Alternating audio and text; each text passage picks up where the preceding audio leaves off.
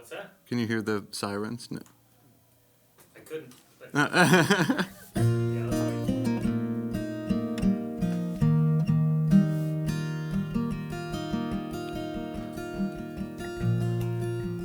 KCSN. There are sirens outside your building.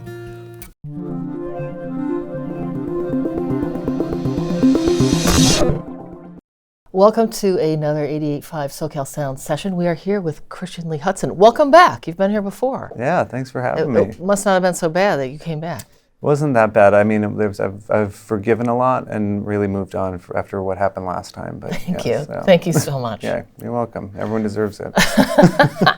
You've got a brand new record, Paradise Pop 10. I love that when artists come in and they haven't seen their beautiful vinyl in person yet. It's gorgeous. Thank you. I love it. I love the colors. I know. I think we did all right. Yeah. So we were talking about, you've lived most of your life in LA, but you recently deserted us. I did. For New York. I'm a deserter. Was it, did you move, you said 2 years ago? Yeah, like a year and a half, 2 years ago, yeah. What made you abandon us? Did it have anything to do with us here at the station? No, nothing. As I said, I'm very forgiving. No. I'd wanted to move to New York for a while and just like live in like a quieter place. Is New York quieter? Well, upstate. I'd made a plan to move upstate, and yeah, I just honestly tired of driving. Yeah. Tired of driving, and I feel like there's this thing that happens in LA where like you don't see a lot of your friends because you're in this constant negotiation about whether or not it's worth it to like, well, 20 minutes there, 30 minutes maybe, I don't know, and then park and then leave, and I'm gonna want to get back by this time, so maybe leave this. So it's 4 hours. You're doing like all this math all the time, and yeah, I don't know. I spent a lot of my life here also feeling like I was kind of just stuck in the past or something like that, or like reliving different chapters of my life instead of feeling like I was presently locked in it, you know? One of the lines in one of your songs was that I think that I'm leaving and this never really felt like home, and I wondered if that was about LA. Like, has LA never felt like home, or has it? I mean, at times it has. It's funny coming back here, it really doesn't, but a lot of my, the closest people to me have kind of left LA. There was a big exit during COVID. There a was lot of close friends split. Yes. I was here for all of COVID, and there was definitely a lot of people leaving. But yeah, I don't know. I have most of my adult life I've been on tour, so it's been kind of hard, and no place has felt really like home. But I think also that you need to be kind of deliberate in order to make something feel like home, and a touring musician doesn't really deliberately usually put a lot of effort into making the home life feel stable. So you feel like you're doing that now? I know you're about to get a home in upstate New York. Yeah, I do. I mean, that's really important to me at this time in my life. I feel like I want to feel sort of grounded somewhere, and not like with a suitcase that I'm like, okay, these are my things. And Yeah. Yeah. Do you feel like this record, I always like to know where songs were written. Like, most of the songs on this album, are they written in all different places or in one spot? They were mostly written in New York, in my apartment in New York. We wrote quite a bit of it just in there. I think a few things maybe in the studio a little bit, but it's the first time I ever booked studio time before I had songs really written. So. Did that work in your favor? Did that put a lot of pressure? It didn't put as much pressure as I would have expected it to in the past. It actually was kind of fun doing it that way. So yeah, I don't know, not really. And what about you recorded most of it in Brooklyn? I read something like you recorded it in the depths of winter. Do you feel like, I feel like all that stuff makes a difference for a record. So do you feel like recording it in Brooklyn in winter affects the mood of the album? Totally. I mean, I think I don't. I mean, I'm very. I love the winter, maybe just because I spent so much of my life living in LA, where it's just years can disappear, where it feels like the day doesn't ever change. It's like this relatively the same weather all the time. So yeah, getting to record something where I'm like, I also get to walk to the studio every day instead of in the past. You know, I'd spend like an hour and a half in the car to get to the studio. So all of those things definitely affected it. You know, it's fun to wake up in the morning and have everyone kind of walk to the studio together and be talking about the songs as you're going into the studio. Here, oftentimes I would just get out of my car, be like so stressed out already and have to psych myself into like, okay, like we're gonna make music now, I guess. So yeah, I think that affected it. Waking up and already being in the mindset. That's nice.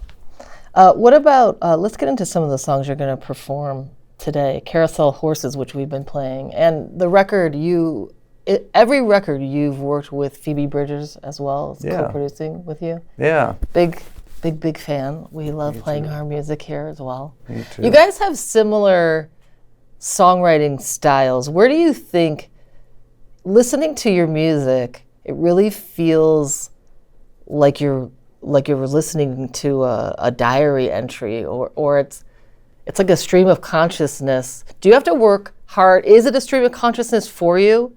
Or do you have to work hard to like rewrite any of it? Because it feels so natural and simple, but sometimes that's not easy.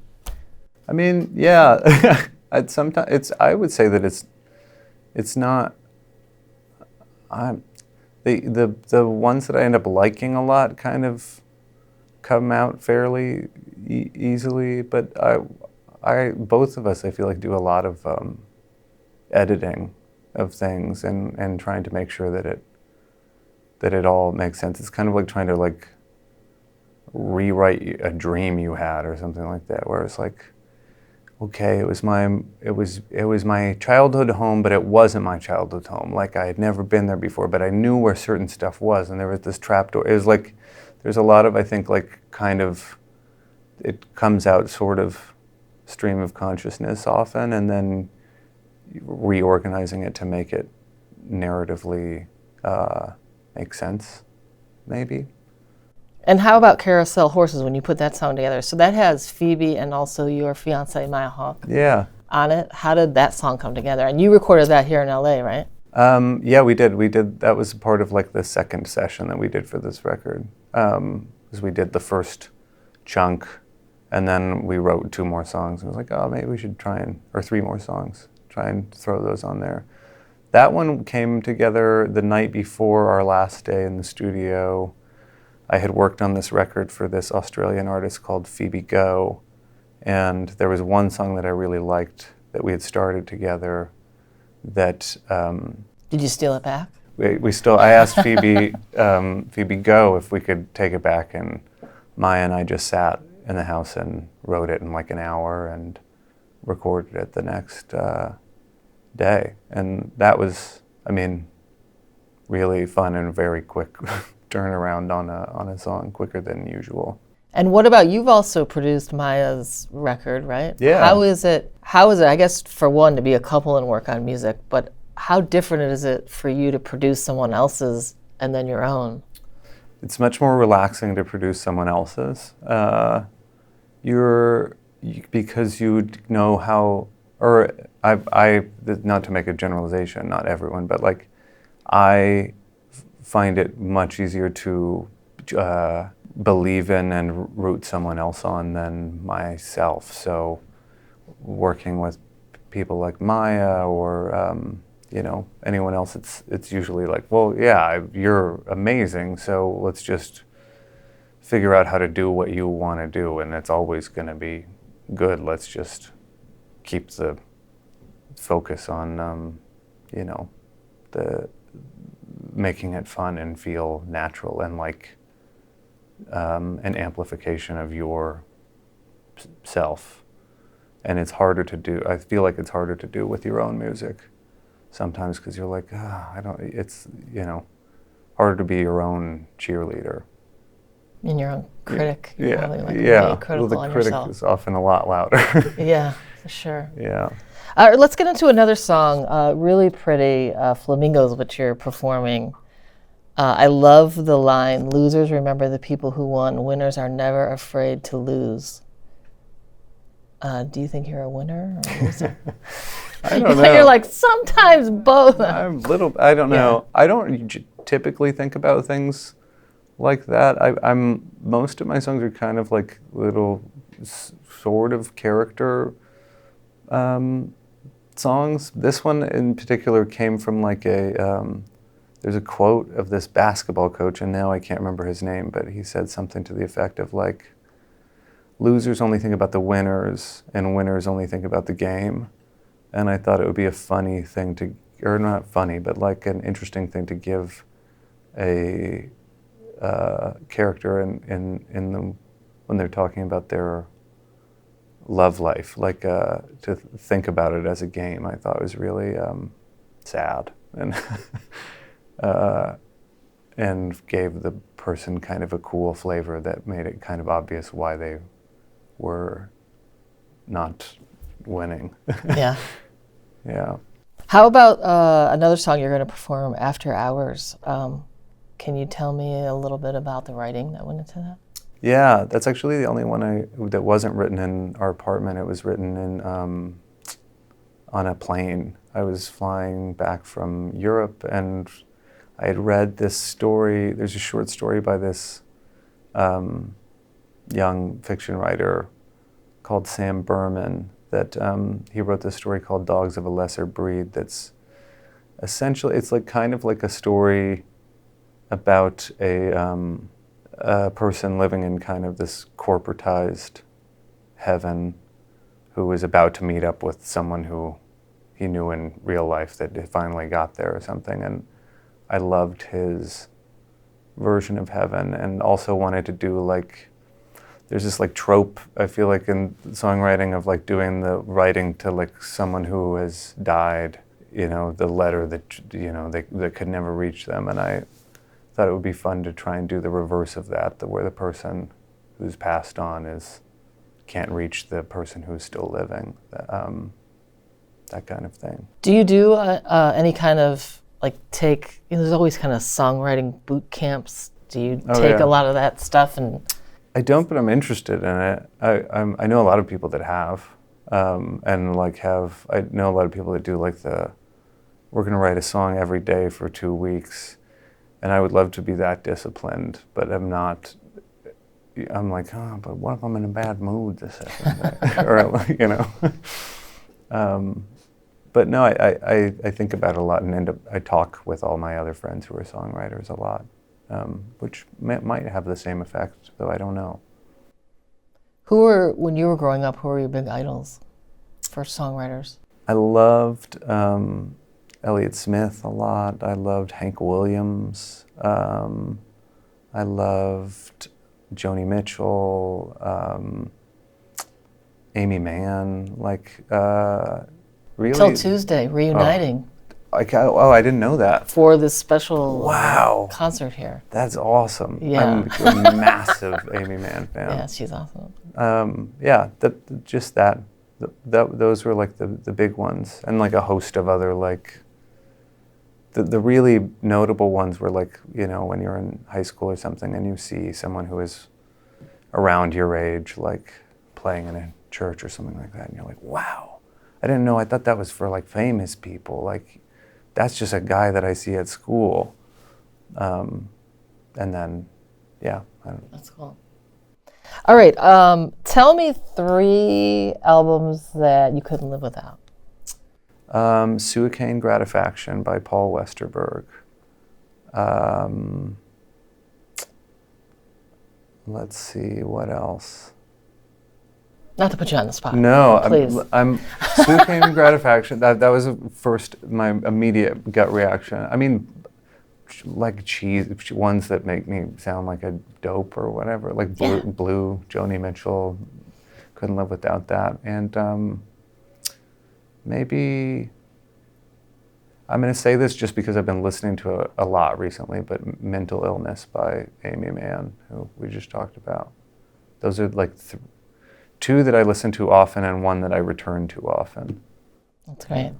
How about, since you left LA, 2 places that when you get here, you have to go to, whether it's like food or... I love going to, what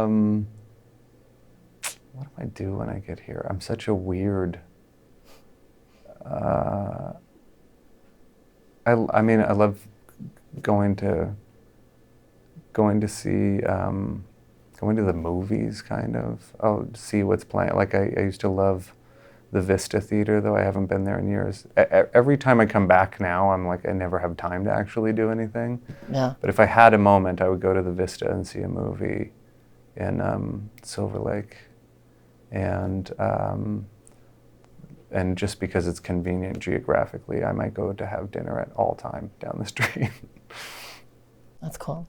All right, what about one song that one song you go to when you need a lift, like you're feeling down and you're like, oh, this song's gonna make it? I really love this song called Losing You by Randy Newman. I go to that one, I think, a lot. That's cool. I noticed you had a lot of tattoos. I was gonna ask, what's your first tattoo and what's the last one? I have my first tattoo. I went with my dad on my 18th birthday and got a Hank Williams tattoo.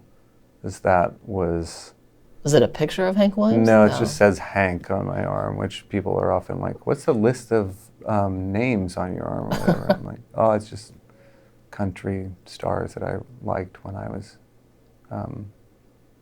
my whole life. But I was hoping it was like a big portrait. yes, Of big back piece, yeah.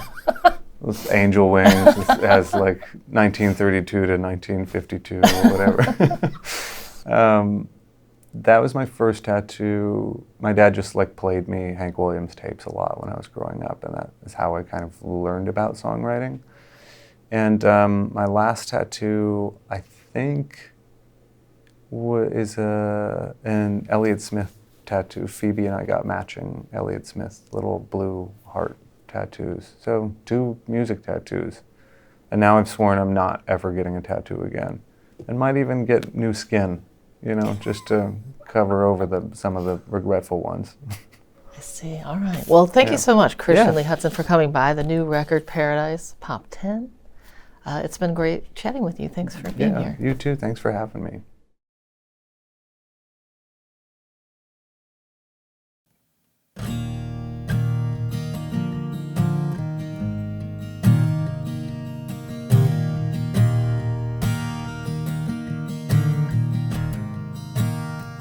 Your room was covered in day glow, smoke rings hanging like halos.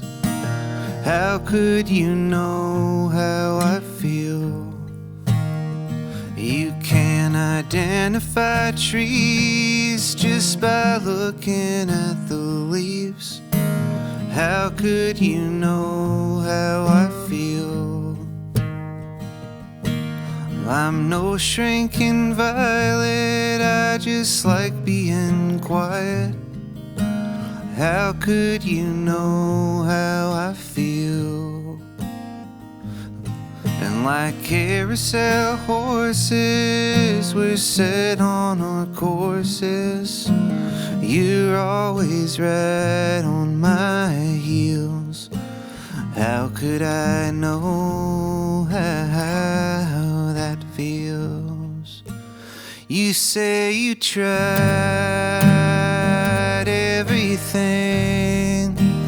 High school for you was college for me.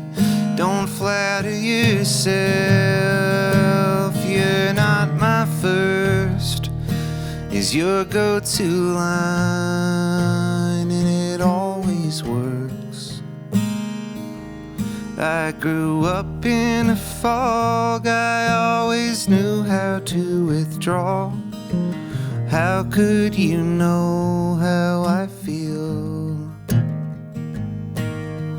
Half your life ago I was living alone.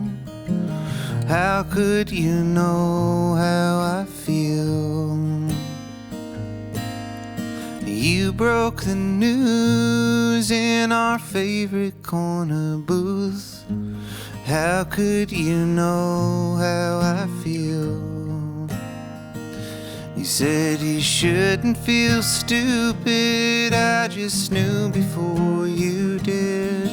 I'm sitting here spinning my wheels. I bet you know how that feels. You say you tried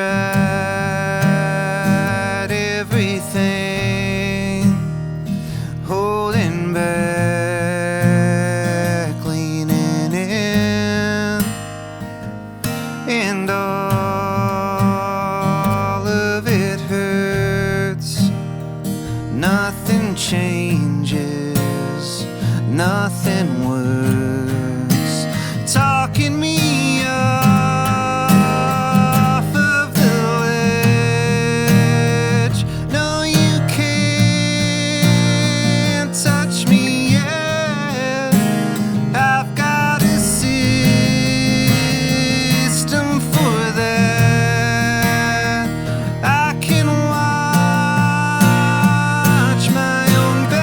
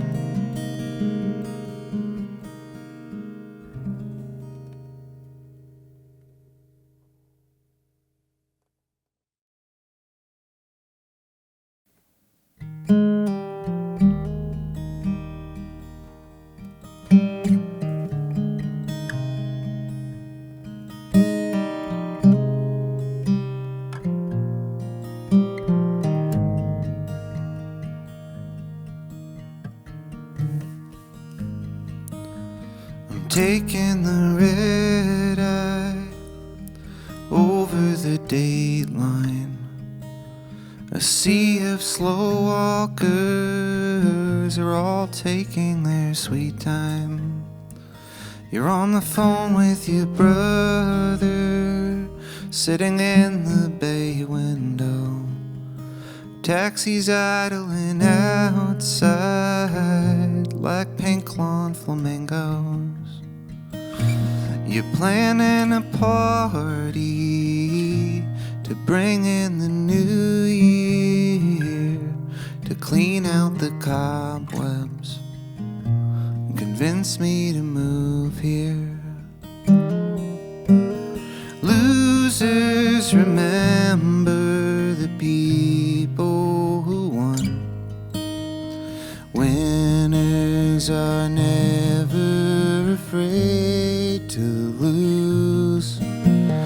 You only think about falling in love. I only think about you.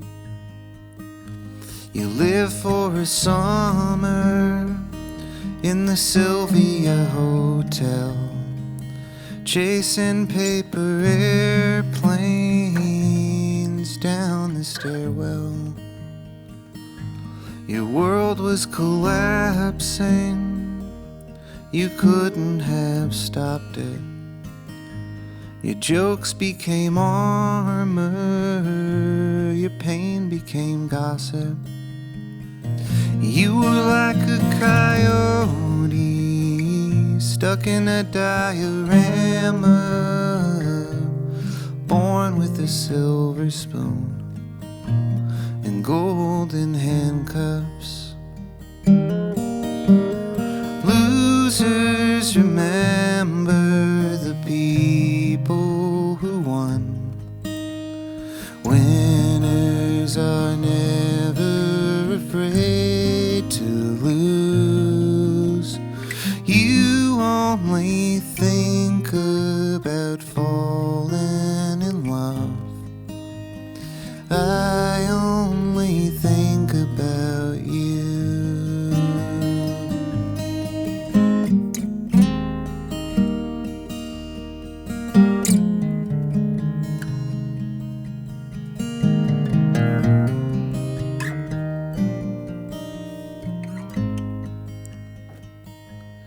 I can be irritating, quiet and moody.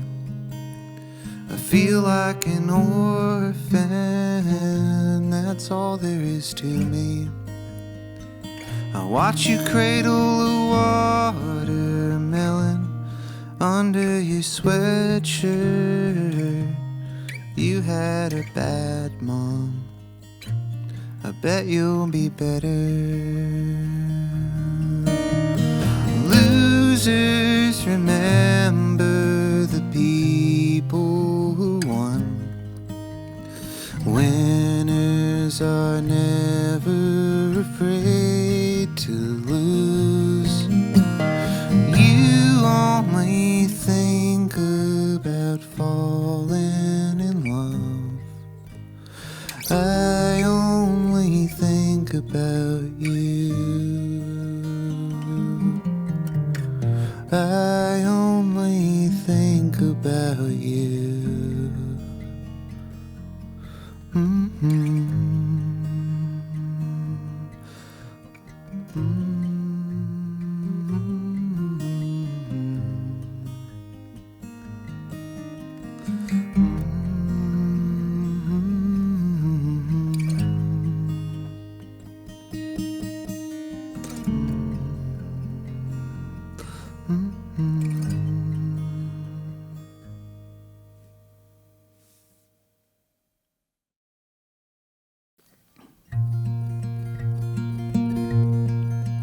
There are billboards in heaven and 7-Elevens and 24-hour arcade bars.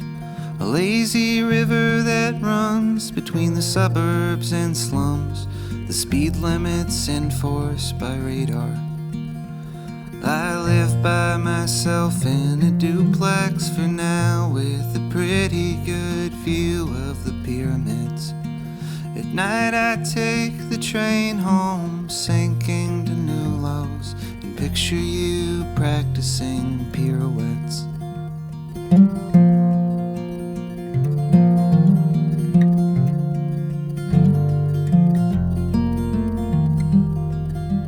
I miss our adventures, East Village winters, acting out True West by lamplight. You look like After Hours era, Catherine O'Hara. You were really on one that night. St. Simon's Island, your eyes cut in diamonds. The water was clear, almost too clear. And embarrassed in Paris to kiss on the terrace. Who cares? You said they do have rules here. Ooh.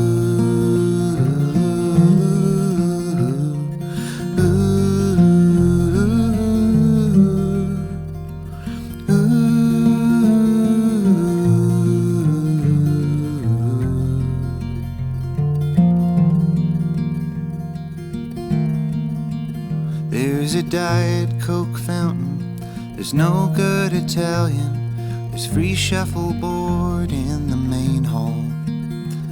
big budget productions of the lives of your loved ones. The good stuff is behind a paywall. I don't know where you've been lately, 'cause I don't watch the dailies, but I imagine you back up in Lake Hill, taking down wind chimes and running through stop signs to pick up Clementine's pain pills. The last talk we had, I know you weren't really mad, but it sticks in my head for some reason. And it's crazy, I know, I've got nowhere to go, but up here I wear my seatbelt.